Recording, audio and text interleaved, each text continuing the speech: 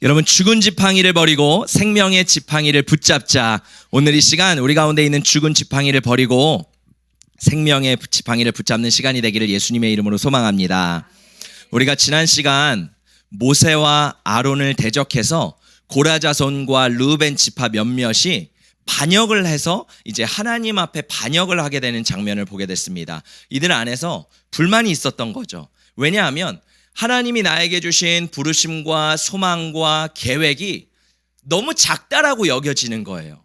여러분, 우리가 신앙생활을 하다 보면 하나님이 나에게 주신 것들, 나에게 주신 가정, 시간, 재정, 여러 가지 것들이 작아 보이기 합니다. 그래서 나는 왜 이렇게 작은데 내 옆에 있는 사람, 다른 사람들을 보면 늘 나보다 더 많은 것들이 있는 것 같이 우리는 느껴지게 되는 거예요. 그런데 하나님은 오늘 말씀을 통해서 나에게 있는 것을 작게 여기지 말라고 하나님 말씀하시는 줄 믿습니다.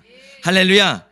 제가 말씀을 준비하면서 저에게도 좀 큰 변화가 있다라는 것을 깨달았어요. 제가 목회자 세미나를 하는데 이제 여러 목사님들과 대화를 나누면서 이 교회는 어떻고 저 교회는 어떻고, 예전 같았으면 부러웠을 것 같아요. 나도 저 교회를 하면 어떨까? 야, 저기 큰 교회, 저 멋있는 교회, 화려한 교회. 제가 늘 소망하던 게 뭐였냐면 이 악기팀이 풍성해가지고 막 예배 때 막 돌파가 되는 예배, 그러면 얼마나 좋을까? 이런 마음이 한때 있었어요. 근데 제가 신기하게도 어땠냐면 대화를 나누는데 그게 별로 부럽지가 않은 거예요. 그러면서 하나님이 나에게 주신 게 가장 최선이고 가장 아름답고 가장 귀한 거구나, 이런 마음이 어느 순간 제 안에 자리 잡게 되더라고요. 할렐루야. 여러분, 여러분에게 하나님이 주신 것을 감사히 여기시기를 예수님의 이름으로 축복합니다. 얼마 전에 한 목사님이 저한테 청빙 이야기를 하시는 거예요. 목사님, 우리 교회에 오셔서 그래도 건물도 크게 있고 중형 정도 되는 교회인데 목사님 여기서 목회를 하시면 참 좋으시겠습니다, 이런 얘기를 하시더라고요. 여러분, 제가 어떻게 했을까요? 그 이야기를 듣자마자 단번에 거절을 해버렸습니다. 왜냐하면 크고 작음이 중요한 게 아니라 하나님이 나에게 부르신 곳이 있잖아요. 하나님 나에게 주신 유업이 있잖아요. 우리는요, 하나님이 나에게 주신 유업을 지키고 그것을 간직할 때 하나님 가장 기뻐하시는 줄 믿습니다. 여러분, 여러분에게 하나님이 주신 유업은 무엇입니까? 우리 깨우는 교회라는 거예요. 우리 가정이라는 거예요. 나 자신, 나에게 주신 선물이라는 거예요. 할렐루야. 여러분, 늘 다른 더 큰 거를 바라보지 마시고 작은 것일지라도 하나님 나에게 주신 그 유업을 가지고 살아가고, 또 하나님이 그 유업을 가지고 살아갈 때 더 큰 것을 주시고 더 풍성한 것을 주시는 그 하나님의 은혜를 맛보는 저와 여러분 되시기를 예수님의 이름으로 축복합니다. 여러분, 따라해 볼까요? 하나님이 나에게 주신 유업이 가장 소중합니다.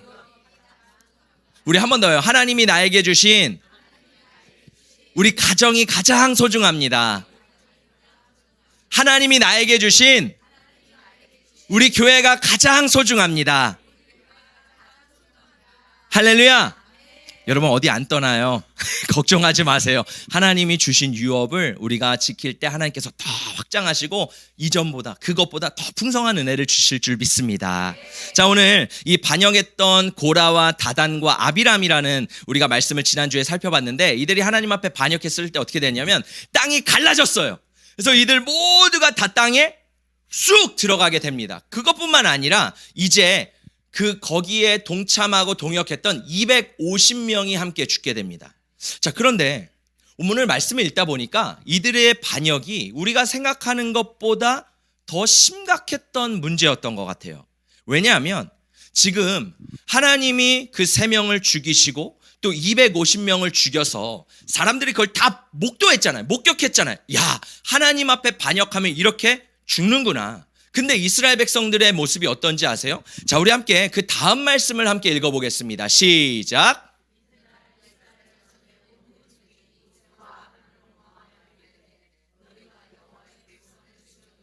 다음 날 어떤 일이 일어나요? 이스라엘 백성들이 모세와 아론을 원망하면서 너희가 이들을 죽였다라고 하면서 또 불평불만을 합니다. 여러분, 참 신기하죠. 사람들은요, 하나님의 놀라운 역사를 보고서도요, 그 마음이 변하지 않으면 늘 불만이 있다라는 거예요. 그래서 중요한 것은 환경과 상황이 중요한 게 아니라 내 마음이 중요한 거예요. 내 마음이 변해야 되는 거예요. 할렐루야. 내 마음이 오늘 이 시간 옥토와 같이 변해지시기를 예수님의 이름으로 축복합니다. 근데 42절에 보면 어떤 일이 일어나냐면 이 이스라엘 백성들이 모세와 아론을 둘러싸서 치려고 했대요. 정말 죽이려고 하는 위급한 상황에서 하나님이 하나님의 영광으로 그들 가운데 임하십니다.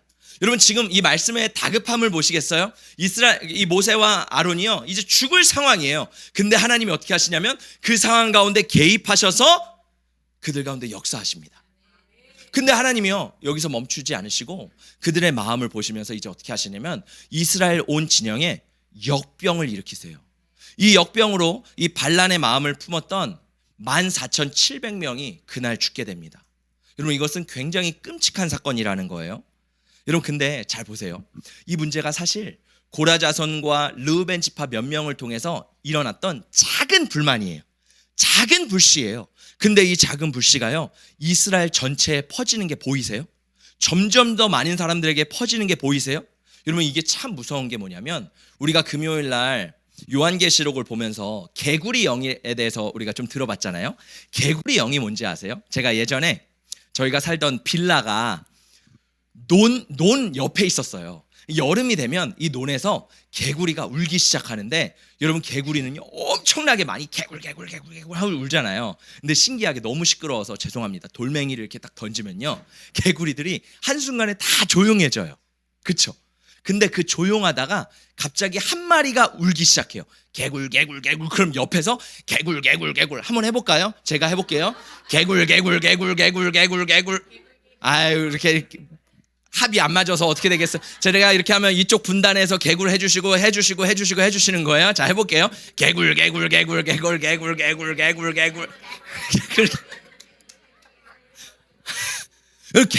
개구리의 영은 뭐예요? 한 마리가 시작됐는데 옆에서 계속 우는 게 개구리의 영이라는 거예요. 그러니까 반역이라는 게 뭐예요? 한 명의 입에서 시작됐는데 옆에서 퍼진다라는 게 이 하나님 앞에서 불만과 반역의 영이라는 겁니다. 우리 안에 그런 것들이 들어올 때가 있어요. 산을 보면요 여러분 불이요 번집니다. 근데 제가 어느 날 여행을 하면서 이 산을 딱 봤는데 신기하게도 나무가 이렇게 쫙 있잖아요. 근데 어느 순간 이 나무 중간중간에 선들이 그어져 있는 거예요. 저 뭐지?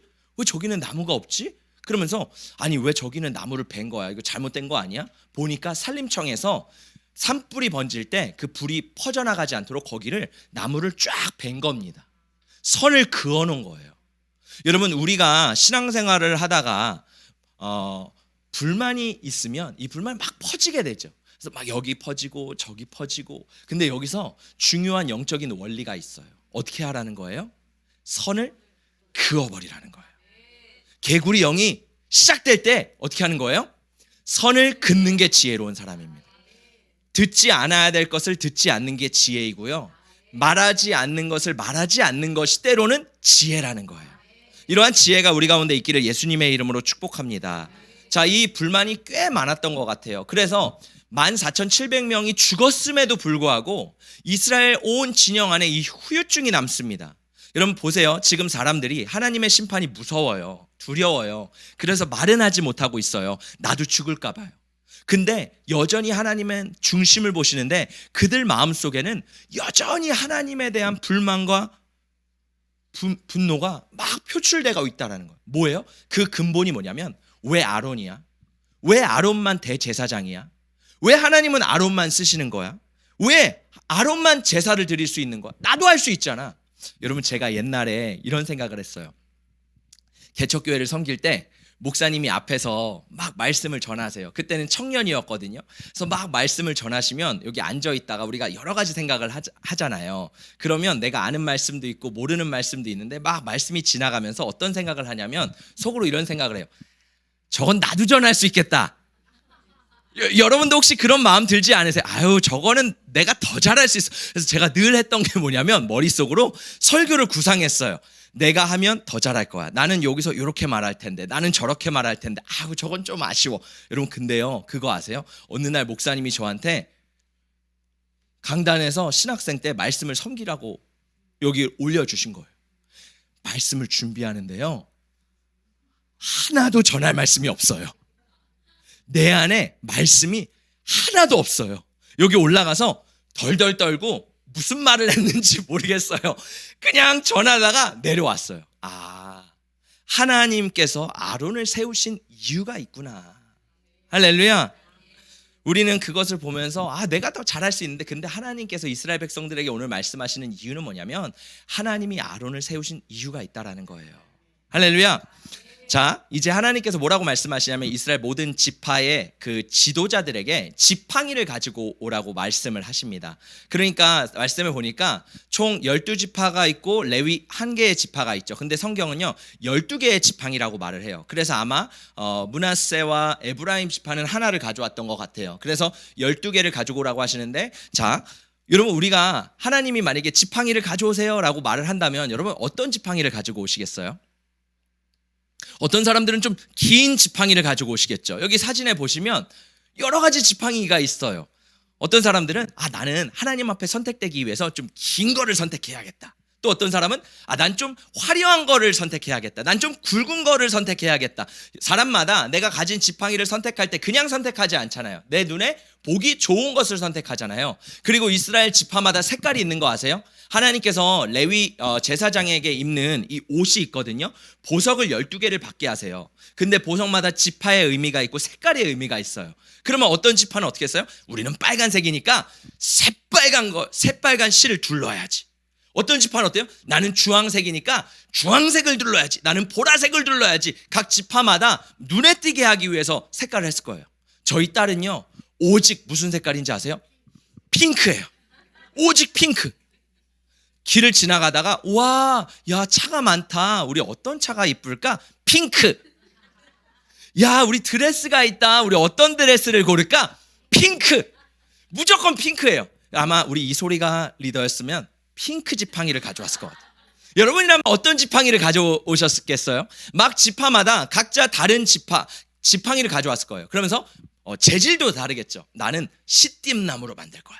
나는 백향목으로 만들어야지. 그러면서 모든 지팡이를 이제 하나님 앞에 가지고 옵니다. 근데 하나님은 어떤 지팡이를 선택하셨을까요? 자, 우리 함께 말씀을 읽어보겠습니다. 시작. 내가 택한 자의 지팡이에는 싹이 나리니 이것으로 이스라엘 자손이 너희에게 대하여 원망하는 말을 내 앞에서 그치게 하리라. 하나님이 선택하는 지팡이는요, 크고 화려하고 굵고 색깔이 예쁜 지팡이가 아니라 하나님이 선택하는 지팡이는요, 놀라운 게 있어요. 싹이 날 거래요. 자, 다른 의미로 무슨 의미냐면, 여러분, 지금 지팡이는 나무를 꺾어서 만듭니다. 이 지팡이는요, 생명력이 없어요. 죽어 있어요. 이 지팡이에서 싹이 나거나 열매가 나거나 꽃이 날 수가 없습니다. 근데 하나님이 선택한 지팡이는 어떻게 된다라냐면, 어떤 일이 벌어지냐면, 우리 다음 말씀 함께 읽어보겠습니다. 시작. 이튿날 모세가 증거의 장막에 들어가 본즉 레위 집을 위하여 낸 아론의 지팡이에 움이 돋고 순이 나고 꽃이 피어서 살구 열매가 열렸더라. 이 12개를 하나님의 언약궤 앞에 이렇게 두었는데, 그 다음날 일어나 보니까 나머지 11개의 지팡이는 화려할지라도 굵을지라도 클지라도 다 죽어 있어요. 생명력이 없어요. 근데 하나님이 레위 지파는 꼭 아론의 지팡이를 가져오라고 하셨거든요. 근데 아론의 지팡이만 오늘 말씀해 보니까 어땠대요? 움이 돋고 순이 나고 꽃이 피고 살구 열매가 열렸대요. 여러분, 아론의 지팡이는 죽은 지팡이입니다. 근데 그 죽은 지팡이에서 생명이 나타났대요. 할렐루야. 여러분, 여기서는 우리가 살구 열매라고 보지만 원문에서는 아몬드 열매예요. 사실 아론의 지팡이가 아몬드 나무입니다. 근데 성경이 조선시대 후기에 번역이 됐잖아요. 그때 조선에 아몬드가 없었던 거예요. 그러니까 우리 선조들이 성경을 번역하면서 아몬드보다는 꽃이 비슷한 하얗고 비슷하게 생긴 살구가 좋겠다. 그래서 우리 한국 성경에는 살구로 번역되어 있지만 영어 성경이나 원문을 보면 아몬드 열매입니다. 자, 그런데 이스라엘에서는 이 아몬드가 두 가지 의미가 있어요. 첫 번째는 뭐냐면, 아몬드라는 것은 언제 열리냐면 겨울이 지나고 1월, 2월이 됐을 때 가장 먼저 피는 꽃이 아몬드 꽃이래요. 자, 그게 무슨 의미냐면 죽음을 깨뜨리고 가장 먼저 일어나는 생명이 아몬드 꽃이라는 거예요. 자, 두 번째 의미는 뭐냐면, 아몬드는 히브리어로 샤케드라는 뜻인데 한번 따라해볼까요? 샤케드? 이게 뭐냐면 언약을 지키다, 약속을 지키다. 하나님이 이 지팡이를 통해서 뭘 보여주길 원하신다는 거예요? 내가 너희와 언약을 지키기를 원한다. 약속을 지키기를 원한다. 여러분, 이 언약은 무엇일까요? 저희가 사실 오늘 말씀을 준비하면서 어제 계속 일주일 동안 많은 고뇌를 했습니다. 왜냐하면 이 말씀의 본문에 충실하게 설명하고자 한다면 뭐냐면 하나님이 세우신 권위에 순종하라, 이런 말씀이에요. 왜냐하면 아론이 대제사장이고 하나님이 아론을 세우셨고 아론을 통해서 하나님의 그 권위와 축복이 부어진다라는 뜻이거든요. 그래서 설교를 하면 여러분 저에게 잘하세요, 이렇게 제가 풀어갈 수 있어요. 여러분 저에게 잘하는 게 축복입니다, 이렇게 풀어갈 수 있어요. 근데 저는 그렇게 1차원적으로 뭔가 저에게 잘하세요 이렇게 말씀을 준비하고 싶지는 않았거든요. 왜냐하면 우리의 말씀의 중심에는 제가 아니라 예수가 돼야 되기 때문에. 그래서 여러분 이 언약이 무엇을 가리킬까 막 고민을 하다가 이 말씀이 떠올랐습니다. 우리 함께 읽어볼까요? 시작. 우리도 조상들에게 주신 약속을 너희에게 전파하노니 곧 하나님이 예수를 일으키사 우리 자녀들에게 이 약속을 이루게 하셨다 함이라. 이 하나님께서 구약 시대를 통해서 주시고자 하는 약속이 있었대요. 구약은 뭐예요? 신약에 올 그림자죠. 그래서 구약에 있는 희미한 것들이 신약에 있어서 뚜렷하게 드러나게 되는데 하나님께서 주시는 그 약속이 뭐냐면 하나님이 예수를 일으키셨대요. 우리말로는 일으키다가 뭐 예수를 보내셨다, 예수라는 선지자를 세우셨다, 메시아를 세우셨다 이런 의미지만 원문을 보면 예수를 죽은 자 가운데서 살리셨다라는 의미입니다. 할렐루야. 그러니까 예수 그리스도는 어떤 분이시냐면 죽었다가 살아나신 분이라는 거예요. 여러분 다른 지팡이들을 볼까요? 다른 지팡이들은 죽었어요. 끝이에요. 여러분 세상을 보면 수많은 종교가 있죠. 사람들이 이 종교가 진짜일 거야, 이 종교가 진짜일 거야 라고 수많은 종교들을 따라다닙니다. 그런데 여러분 그 종교를 만들고 종교의 리더들을 보면 우리가 그 결말을 알 수가 있어요. 제가 어느 날 이스라엘을 방문했는데 이스라엘에 가면 여러분 아브라함이 막베다굴에 묻혔잖아요. 아브라함, 이삭, 야곱 다 막베다굴에 묻혔잖아요. 그래서 이스라엘에 가면 그거를 기념하는 교회가 있습니다. 근데 안타깝게도 그것이 유대인들이 그 땅을 가지고 있는 게 아니라 무슬림이 그 땅을 가지고 있어요. 그래서 거기에는 무슬림 머스크가 있습니다. 이슬람 사원이 있어요. 거기 안에 그 무덤이 있는 거죠. 근데 이슬람 사람들, 무슬림들 중에서도요, 거기 안에 들어가 가지고 이제 그런 것들에게 기도하고 뽀뽀하고 무덤에다가 거기다가 뭔가 기도를 하고 막 그런 주술적이거나 그런 무당적인 요소들이 이슬람 안에도 있더라고요. 그런데 중요한 것은 여러분 그 사람들이 아브라함, 이삭, 야곱을 뭐 중요한 믿음의 조상이라고 생각하지만 그들도 어땠다라는 거예요? 다 죽었다라는 거예요. 죽은 지팡이입니다. 여러분 공자를 볼까요? 우리가 공자라는 위대한 스승이 있습니다. 근데 공자를 보면요, 중국에 공자 무덤이 500평이나 된대요. 사람들이 거기 가가지고 뭐 제사를 드리고 뭐 절을 하고 소원을 빌고 하겠죠. 근데 공자를 믿고 거기 절을 해도 공자는 뭐예요? 죽은 지팡이에요. 죽은 지팡이에 빌어도 나올 게 없습니다. 여러분 석가모니는요, 불교의 석가모니가 죽었는데 석가모니는 이제 불에 태워서 다 날려보냈대요. 그리고 그거를 나눠가지고 탑을 쌓았대요. 그래서 우리가 절에 가면 탑들이 있잖아요. 그게 뭐냐면 석가모니의 어떻게 보면 그 무덤을 하나로 표현을 샘플로 만들어서 거기다 기도를 하고 절을 하는 겁니다. 근데 여러분 생각해 보세요. 석가모니에게 능력이 있어요? 없어요. 왜요? 죽었어요. 죽은 지팡이입니다. 이슬람도 마찬가지예요. 메디나라는 사우디아라비아 거기를 성지순례를 하면서 돌고 예배하고 거기를 꼭 찍어요. 왜? 그래야지 그들에게 구원의 확률이 올라간다고 생각해요. 근데 거기에 여러분 아무리 간들 구원의 확률이 올라가요? 아니요. 왜? 무함마드는 죽은 지팡이에요. 근데 제가 이스라엘에 갔는데 예루살렘에 성묘 교회라는 교회가 있어요. 와 진짜 화려해요. 진짜 커요. 거기는요 이만한 교회가 있는데 들어가면 또 작은 교회 건물이 있어요. 왜냐면 거기 뭐가 있냐면 예수님의 무덤이 있대요. 저도 가봤거든요. 별 감흥이 없어요. 별 느낌이 없어요. 그냥 예수님의 무덤이 여기 있었구나 이러고 그냥 오는 거예요. 왜요? 예수님 거기 계시지 않거든요. 예수님은요 거기 묻혔다가 사흘 만에 부활하셨거든요. 우리 예수님은 살아있는 지팡이라는 거예요. 할렐루야. 자, 여러분, 우리의 신앙에서 되게 중요한 게 있어요. 우리는 죽은 지팡이를 따라가는 게 아니라 살아있는 지팡이를 따라가야 되는 줄 믿습니다. 그래서 고린도전서 15장에서 이런 말씀이 있어요. 우리 함께 큰 목소리로 읽어볼까요? 시작. 그러나 이제 그리스도께서 죽은 자 가운데서 다시 살아나사 잠자는 자들의 첫 열매가 되셨도다. 사망이 한 사람으로 말미암았으니 죽은 자의 부활도 한 사람으로 말미암는도다. 아담 안에서 모든 사람이 죽은 것 같이 그리스도 안에서 모든 사람이 삶을 얻으리라. 아론의 지팡이에서 우미 돋고 싹이 나고 꽃이 피고 열매가 났다고 했습니다. 여러분, 말씀에 보니까 예수 그리스도가 뭐래요? 첫 열매가 되셨대요. 첫 열매가 되셨는데, 첫 열매라는 거는 두 번째 열매, 세 번째 열매, 네 번째 열매, 다섯 번째 열매, 쭉 열매가 계속 열린다는 거죠. 무슨 의미냐면 예수님께서 죽으셨다가 사신 첫 열매가 되셨다면 우리는 뭐예요? 두 번째, 세 번째, 네 번째 열매가 됐다라는 거예요. 다시 한번 말씀드리면 원래 우리는 죽은 지팡이였어요. 생명력이 없는 그러한 시체와 같은 사람이에요. 숨은 쉬지만 살아있지 않은 사람들이요. 여러분, 죄송합니다. 세상에 나가면 수많은 사람들이 살아있는 것 같아요. 그러나 그들 안에 하나님의 영이 없다면 그들은 좀비입니다. 좀비는 뭐예요? 살아는 있는 것 같지만 생명이 없어요. 하나님께서 에스겔서에 보면 에스겔을 마른 뼈 골짜기로 인도하세요. 거기에 보면 수많은 뼈들이 생기가 사라져서 다 비틀어지고 말라서 이제는 아무런 생명력이 없는 그러한 뼈들이 가득한 골짜기에 하나님이 에스겔에게 말씀하십니다. 인자야, 이 뼈들이 능히 살겠느냐? 무슨 말이에요? 이 뼈들이 소망이 있을까? 이 뼈들이 다시 살아날 수 있을까? 그때 에스겔이 뭐라 그래요? 주께서 아시나이다. 여러분, 성경을 보면 우리가 늘 대답하기 곤란한 질문을 할 때는 주께서 아시나이다라고 대답을 해요. 예수님이 베드로가 배신을 하잖아요. 그리고 베드로를 다시 불러서 내가 나를 사랑하느냐 물어보세요. 그때 뭐라 그래요? 자신감이 없어요. 주께서 아시나이다. 또 물어보세요. 내가 나를 사랑하느냐? 뭐라 그래요? 저로서는 할 수 없습니다. 저로서는 이 뼈들을 살릴 수 없습니다. 저로서는 주님을 사랑할 수 없습니다.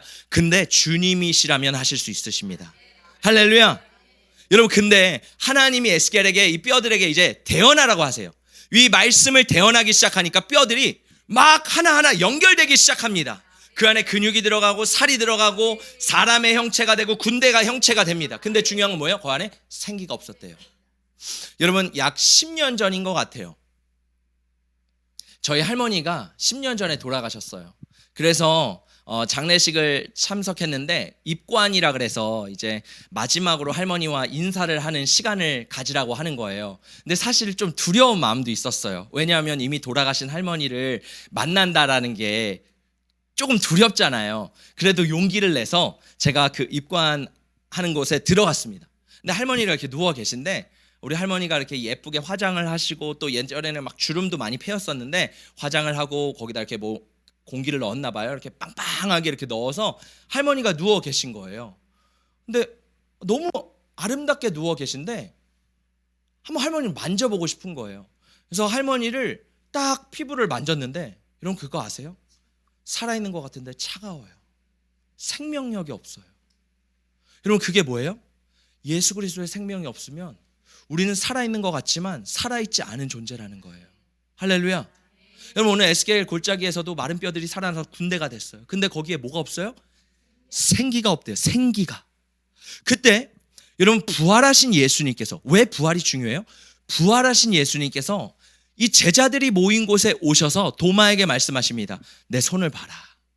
내 옆구리를 봐라. 그러면서 예수님께서 이 제자들에게 이 말씀을 하십니다. 우리 함께 읽어볼까요? 시작. 이 말씀을 하시고 그들을 향하사 숨을 내쉬며 이르시되 성령을 받으라. 여러분, 부활하신 예수가 있기 때문에 성령이 우리에게 오신 거예요. 우리에게 부활이 없으면요, 성령이 오시지 못합니다. 할렐루야. 여러분, 여기서 중요한 건 뭐예요? 예수가 부활의 첫 열매가 되었대요. 그러면 우리 안에 성령이 임하면 우리 안에 죽어있던 영이 다시 살아나게 되는 거예요. 그래서 우리가 진짜로 숨쉬게 되는, 영으로 숨쉬게 되는 거예요. 할렐루야. 여러분 안에 이 성령이 부어지기를 예수님의 이름으로 축복합니다. 여러분, 그래서 성령이 부어질 때 죽은 나무와 같은 내가 살아있는 나무가 된다라는 거예요. 그러면 어떻게 돼요? 여러분, 열매를 맺죠. 나무가 언제 열매를 맺어요? 그 뿌리를 땅속 깊숙이 내려서 거기로부터 수분과 영양분을 공급받아서 그것이 뿜어져 나와서 꽃이 되고 열매가 피게 되는 겁니다. 우리도 마찬가지예요. 우리가 그 부활의 생명 되신 예수 그리스도께 우리의 뿌리를 맞추면 우리 안에 꽃이 피게 되는 거예요. 이런 꽃은 뭐가 있어요? 향기가 있죠. 언제 예수 그리스도의 향기가 나요? 내가 예수 그리스도의 생명 안에 들어가 있을 때 그 안에 내 안에 예수의 생기가 나요. 내가 언제 열매를 맺어요? 예수 그리스도 안에 있을 때 열매를 맺습니다. 그래서 성령의 열매래요. 오직 성령의 열매는 사랑과 희락과 화평과 오래 참음과 자비와 양성과 충성과 온유와 절제니. 여러분 언제요? 예수 그리스도의 생명 안에 있을 때 우리 안에 이러한 열매들이 맺히게 되는 줄 믿습니다. 근데 문제는 뭐예요? 예수의 생명 안에 있지 않으면 우리 안에 꽃이 필 수 없대요. 열매를 맺을 수 없대요. 여러분 그러면 우리 안에 어떤 열매가 맺힐까요? 나쁜 열매가 맺히게 되겠죠. 한번 여쭤볼게요.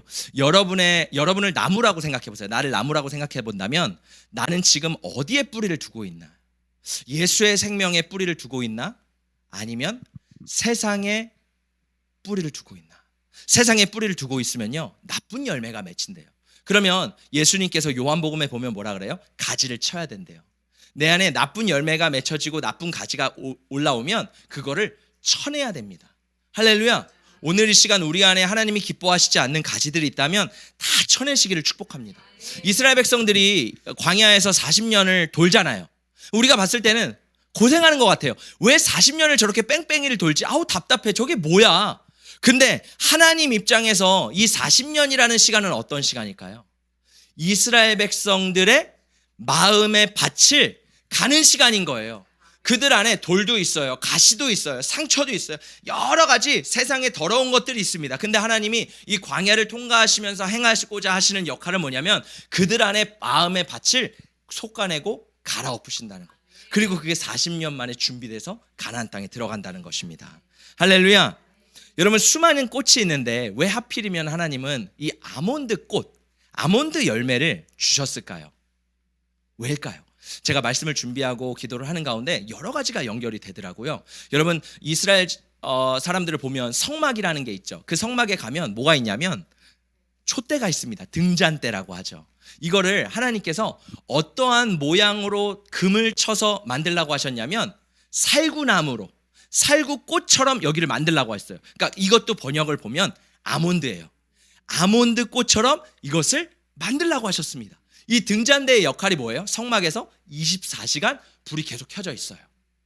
자, 요한계시록에 보면 예수님께서 7개의 등잔대를 들고 계시대요.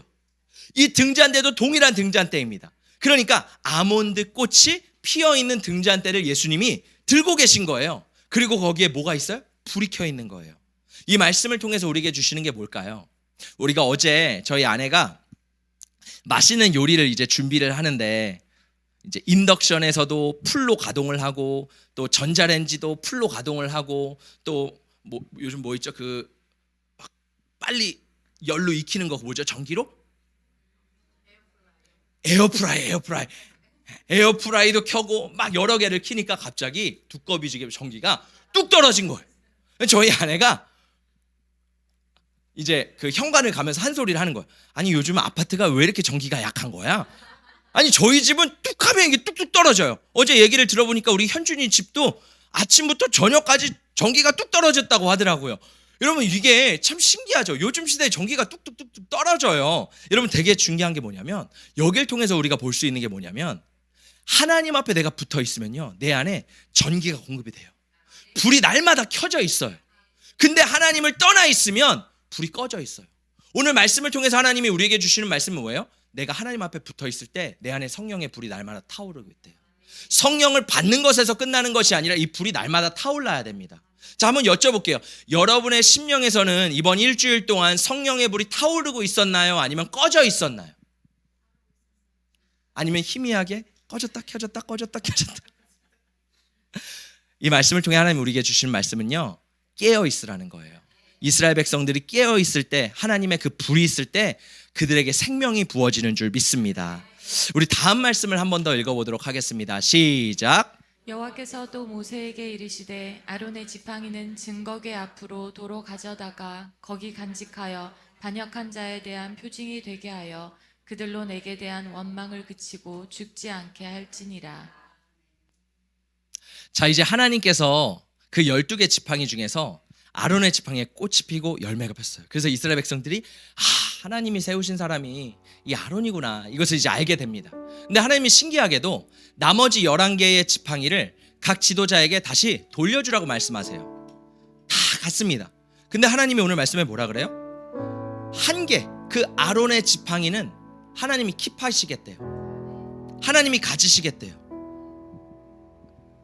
왜 하나님은 아론의 지팡이를 언약궤 앞에 두게 하셨을까요? 왜 그랬을 것 같아요? 여러분, 대제사장으로서 필요한 게 뭘까요? 지팡이가 필요하겠죠. 지팡이는 권위를 상징합니다.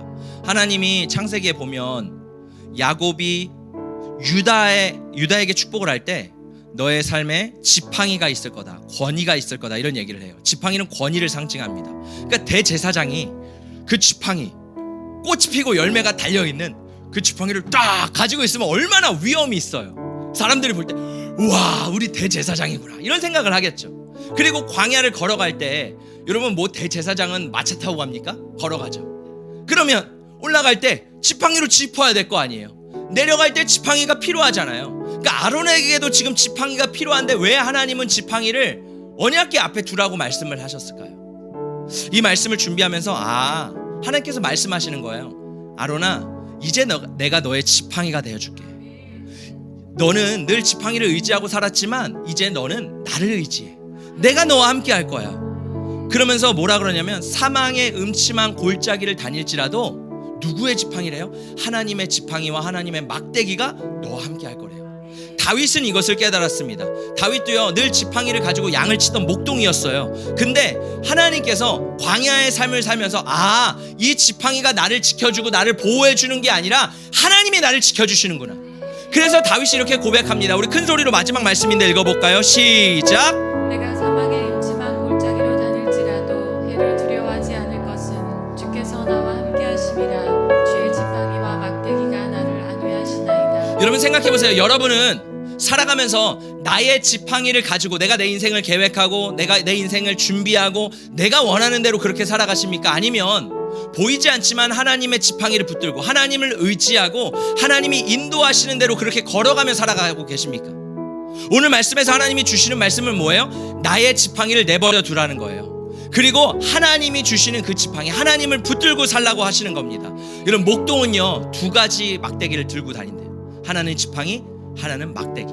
지팡이는 무슨 역할을 할까요? 양이요, 구렁텅이에 제가 말할게요. 양이 구렁텅이에 빠집니다. 그러면 이 목자는요, 긴 지팡이를 가지고 위에가 휘었거든요. 양이 빠져 있으면 그 양의 목을 딱 걸쳐서 양을 끌어올리는 거예요. 여러분, 주님께서 우리의 지팡이가 되신대요. 우리가 때로 걸어가다 보면 넘어져요, 실패해요, 쓰러져요. 그리스도인들도 다 실패합니다. 근데 중요한 건 뭐예요? 내 지팡이를 가지고 있으면 올라갈 수가 없어요. 근데 주님을 붙잡으면 주님께서 그 지팡이로 나를 끌어올리신다라는 거예요. 나를 돌보신다는 거예요. 그리고 양이 길을 잃어버립니다. 양이 이쪽으로 가려 그래요. 그럼 목자는요, 양을 툭툭 쳐요. 뭐 큰 지팡이로 툭툭 치면서 길을 안내해요. 때리는 게 아니에요. 툭툭 치면서 그 길을 인도해요. 그럼 양은 일로 가야 되나? 아니구나, 일로 가야 되는구나. 주님께서 내 삶을 인도하신다는 거예요. 자, 2번째로 막대기가 있어요. 막대기는 좀 짧아요. 막대기는 뭘까요? 막대기는 짐승이 옵니다. 짐승이 양들을 막 잡아먹으려고 해요. 그때 이 목동이 막대기를 던져요. 던져서 그 사자와 곰에게 맞춥니다. 그럼 그걸 맞고 도망가는 거예요. 또 가까이 왔을 때는 막대기로 때리는 거예요. 뭘까요? 하나님께서 나를 대신해서 싸워주신다는 거예요. 나를 대신해서 나의 삶 가운데 보호하시고 막아주시는 그 보호의 약속입니다. 할렐루야. 하나님께서 오늘 우리에게 이렇게 말씀하시는 것 같아요. 내가 너에게 지팡이가 되어주고 내가 너에게 막대기가 되어줄게. 나의 사랑, 나의 어여쁜 자야, 나와 함께 일어나, 나와 함께 가자. 할렐루야. 마지막으로 오래전에 뉴질랜드에서 한 해안가에 이 고래들이 출몰을 했는데 고래 140마리가 한꺼번에 떼죽음을 맞이했대요. 사람들이 그걸 보면서 뭐지? 왜 도대체 고래, 그 지능이 뛰어난 고래 140마리가 한꺼번에 죽었지? 이제 연구를 막 하기 시작했어요. 연구를 하니까 여러분, 고래도요 리더가 있대요. 고래 중에 리더가 있는데 어느 날 그 리더 고래가 방향 감각을 잃어버렸다고 합니다. 그래서 원래 깊은 바다로 가야 되는데 방향 감각을 잃어버리니까 해안가로 오다 보니까 결국 140마리가 한꺼번에 죽게 되는 거예요. 여러분 생각해 보세요. 고래도 누구를 따라가느냐에 따라서 살 수 있는 길이 있고 죽을 수 있는 길이 있어요. 우리도 마찬가지입니다. 내가 누구를 따라가느냐에 따라서 내가 살 길이 있고 죽을 길이 있다라는 거예요. 많은 사람들이 나를 의지합니다. 내 생각을 의지해요. 오늘도 청소년부와 함께 나와 예수님에 대해서 나눴는데 청소년 학생들도 내 안에 내가 커요. 나를 의지하고 내가 원하는 대로 내 뜻대로 살기를 원해요. 그 안에 뭐가 있어요? 주님이 내 안에 주님으로 있기를 원치 않는 마음들이 우리 다 있다라는 거예요. 근데 오늘 말씀에서 말씀하시는 건 뭐예요? 나의 그 죽은 지팡이, 소망 없는 지팡이, 썩은 지팡이, 나의 것을 내려놓고 주님의 그 생명의 지팡이를 붙들고 나아가라는 것입니다. 할렐루야. 여러분, 누구를 따르시겠습니까? 누구를 따르시겠습니까? 우리 함께 예수님을 따라가고 예수님의 인도함을 받지 않으시겠습니까? 할렐루야. 여러분, 그러기 위해서 우리 안에 오늘 성령이 부어져야 됩니다. 그 첫 열매, 부활의 선물로 주신 그 성령이 우리의 심령 가운데 부어져야 될 줄 믿습니다. 두 번째로, 그 성령을 받았던 분들은 그 성령을 따라 살아가기를 예수님의 이름으로 축복합니다.